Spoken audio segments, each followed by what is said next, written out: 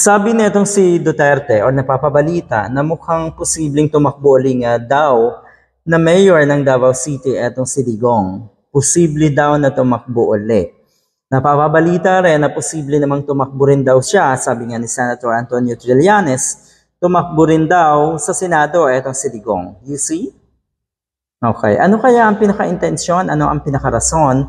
Bakit babalik sa politika? Sa mababang posisyon, natural, wala na siyang ibang pupuntahan, wala na ibang posisyon, kundi mas mababa, naging presidente na.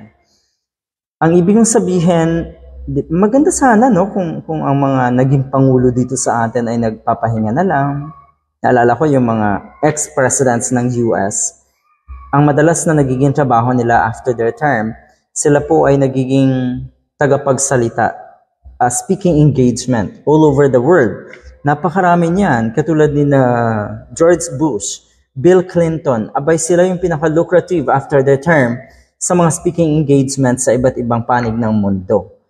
Parang yung nangyayari kay Atty. Leni Robredo, kahit hindi naman talaga siya ang presidente, kundi vice president lang. Pero siya talaga yung napunta doon sa linya na magiging inspirasyon ng iba't ibang leaders naman sa iba't ibang panig ng mundo. Etong si Digong, hindi kontento.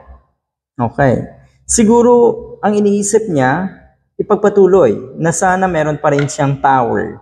Political power ang nakikita nating intensyon, pero hindi talaga yung gusto pa rin makatulong. Sabi nga niya, matanda na daw siya at hindi na niya kaya yung mga ganitong trabaho. Pero yun nga, kung tumakbo ka uli bilang senador, abay, sana isipin mo na wala ka na talagang magagawa.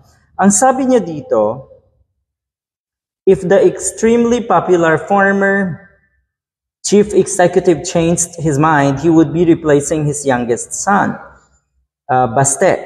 The elder Duterte is also being pushed to run for senator. Yun nga, magiging or pwede rin daw maging senator. Ang sabi netong si Duterte, let it be anybody that even from my family, he says adding, maybe it's high time na iba na naman.